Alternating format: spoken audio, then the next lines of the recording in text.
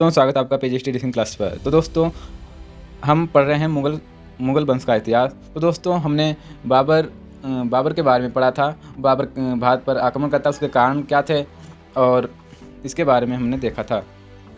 फरिश्ता और अबुल फजल ने अपने मत दिए कि बाबर ने भारत पर आक्रमण किया तो क्यों किया, और बाबर ने कुल 5 आक्रमण किए थे, जिसमें से 4 आक्रमण हम आपको पिछले वीडियो जो हमारा प्रथम वीडियो बना था उसमें बता चुके थे। अब हम देखेंगे कि बाबर 5वां आक्रमण करता है 1526 ईस्वी में, और जो 1526 में बाबर भारत पर आक्रमण करता है यही पानीपत का प्रथम युद्ध होता है, जो बाबर इब्राहिम लोदी के विरुद्ध, जो इब्राहिम लोदी था उस समय दिल्ली सल्तनत का यानी लोदी वंश का अंतिम यानी दिल्ली सल्तनत का अंतिम शासक था, उस पर आक्रमण करता था। इब्राहिम लोदी को हराकर मुगल वंश की स्थापना बाबर करता है। तो पानीपत विजय 1526 ईस्वी का आक्रमण बाबर का 5वां आक्रमण था। पंजाब के सूबेदार दौलत खान लोदी व इब्राहिम लोदी के चाचा आलम खान लोदी ने बाबर को भारत आने का निमंत्रण दिया, यानी बाबर को भारत पर आक्रमण करने का निमंत्रण बताया कि पंजाब के जो सूबेदार थे दौलत खान लोदी व इब्राहिम लोदी के चाचा आलम खान लोदी थे, इन्होंने ही बाबर को भारत आने का निमंत्रण दिया। इब्राहिम लोदी ने दौलत खां के पुत्र दिलावर खां से क्रूर बर्ताव किया था। इसी कारण ही बाबर ने दिलावर खां को खान खाना की उपाधि दी थी। बाबरनामा में राणा सांगा द्वारा भारत के निमंत्रण का उल्लेख करता है। आपको बता दें कि सिर्फ एक बाबरनामा जो बाबर द्वारा लिखी गई पुस्तक मानी जाती है, सिर्फ बाबरनामा में ही बताया गया कि जो मेवाड़ के शासक राणा सांगा थे उन्होंने बाबर को भारत पर आक्रमण करने के निमंत्रण दिया। इस बात का उल्लेख अन्य किसी पुस्तक में हमें अभी तक नहीं मिला है। सिर्फ इस बात की पुष्टि सिर्फ बाबर द्वारा लिखे गए बाबरनामा नामक पुस्तक में दी गई है।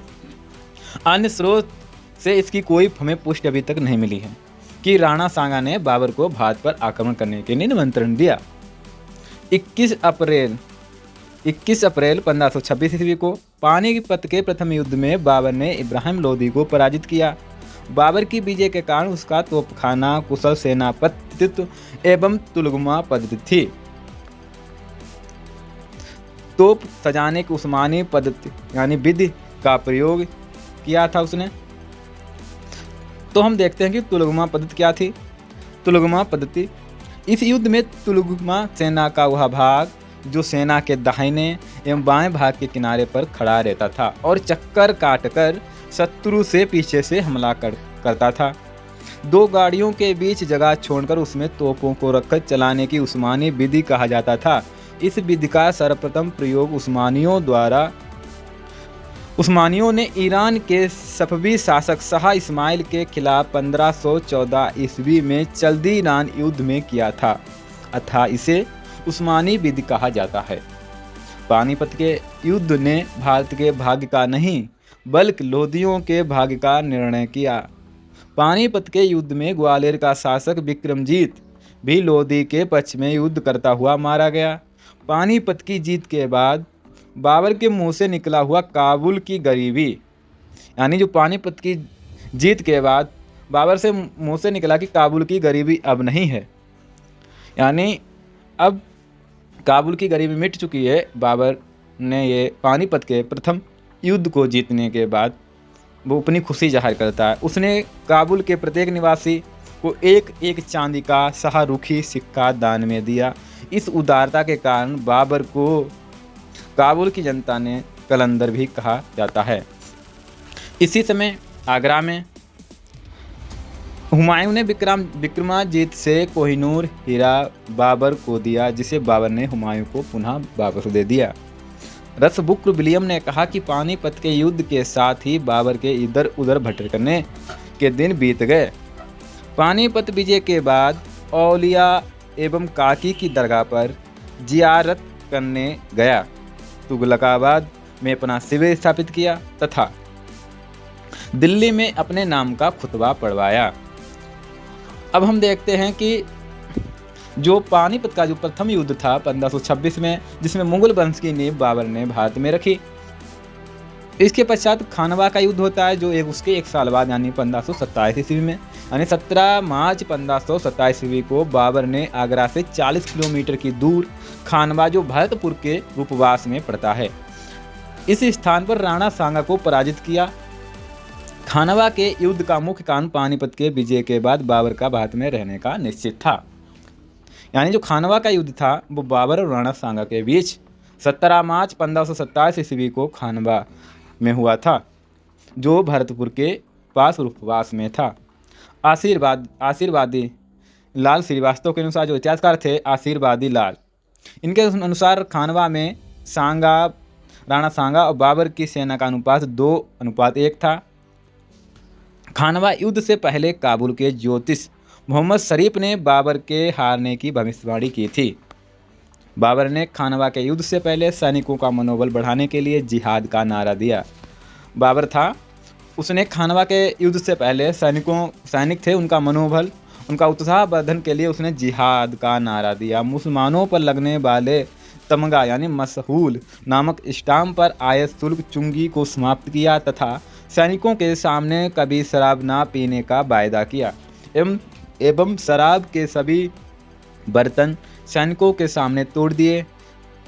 खानवा युद्ध में राणा सांगा के घायल होने पर झाला अज्जा ने छत्र धारण किया। खानवा में मलिक कासिम एवं मुनीम अलका ने तुलगमा पद्धति का नेतृत्व किया। इस युद्ध के बाद बाबर ने राजपूतों के सिरों की मीनार बनवाई। जो खानवा का युद्ध था, इसको जीतने के बाद यानी इस युद्ध करने के बाद राजपूतों के सिरों की मीनार बनवाई।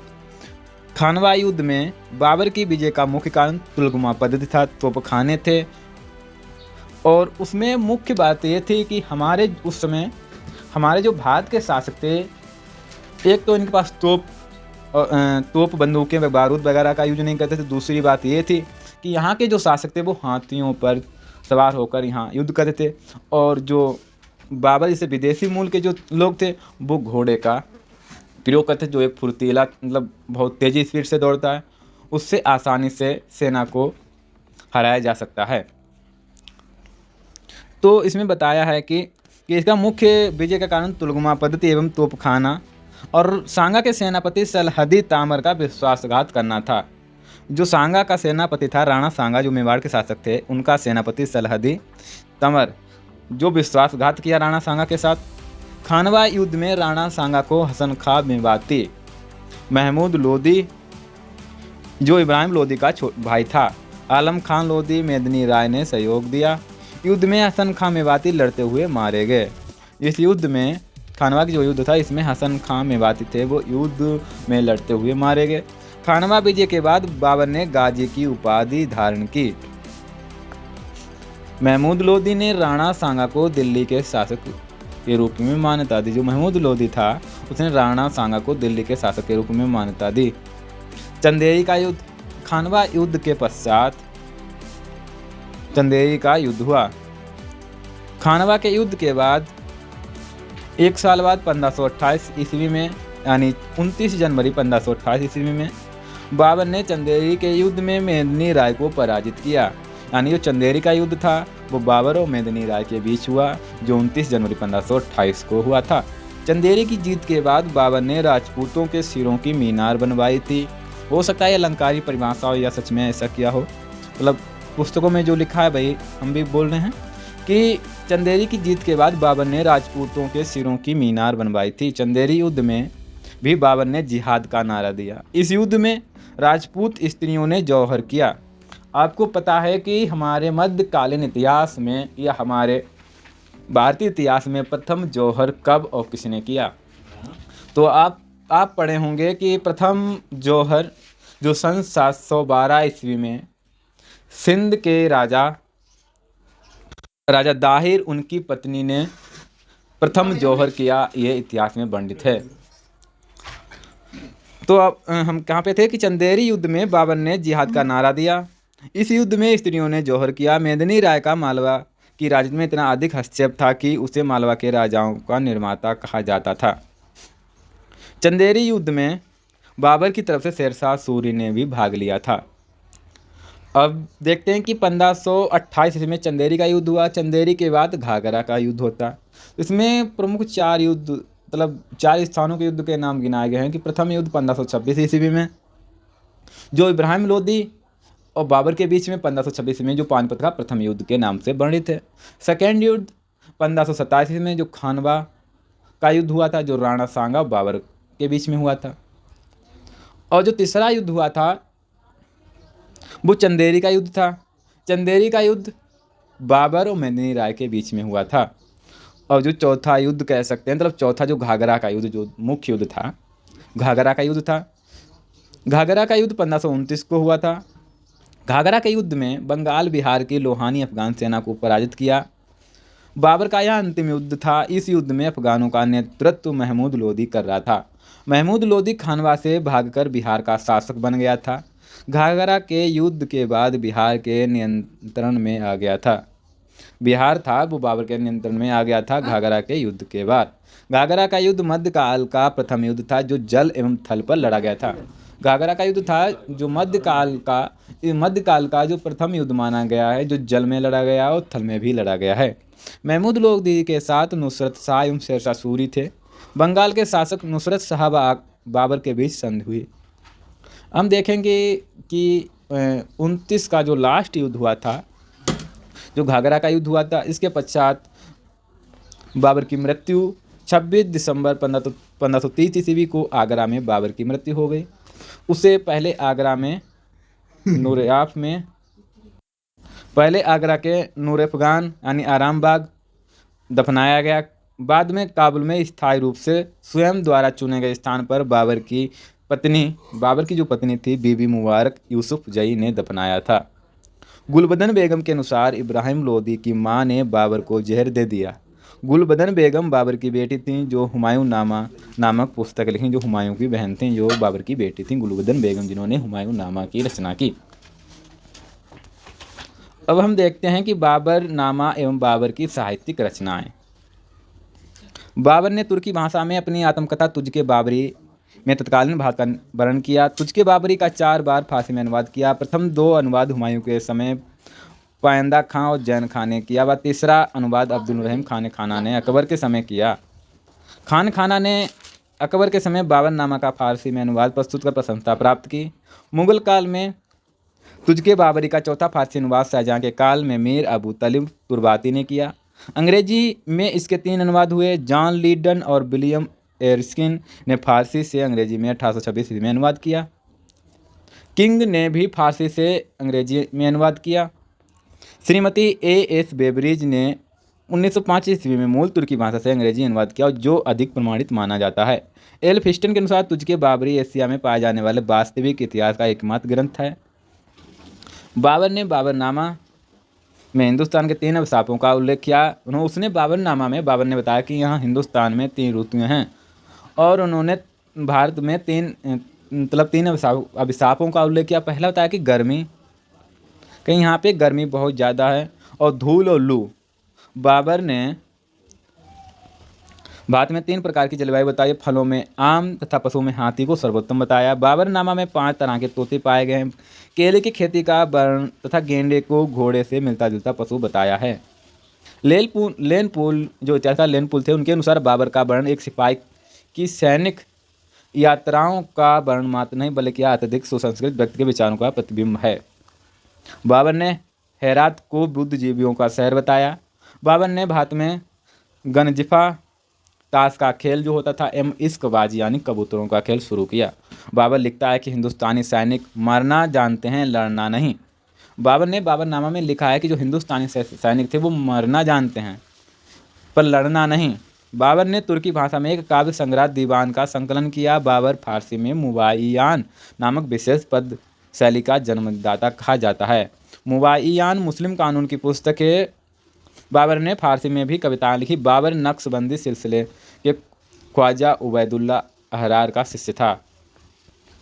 बाबर ने ख्वाजा उबैदुल्ला द्वारा लिखी पुस्तक रिसाला ए वालिदिया को तुर्की पद में लिखा। बाबर ने एक नवीन शैली में रिसाल ए उसज की रचना की, जिसे खत ए बाबरी भी कहा जाता है। अब देखेंगे कि विविध तथ्य क्या थे कि बाबर ने सड़क नापने के लिए एक गज यानी गजे बाबरी का प्रयोग बताया है। बाबर ने हुमायूं को यह सलाह दी कि संसार का उसका है जो परिश्रम करता है। यानी बाबर ने हुमायूं को यह सलाह दी कि संसार उसका है जो परिश्रम करता है तथा किसी भी आपत्ति का मुकाबला करने की क्षमता रखता है।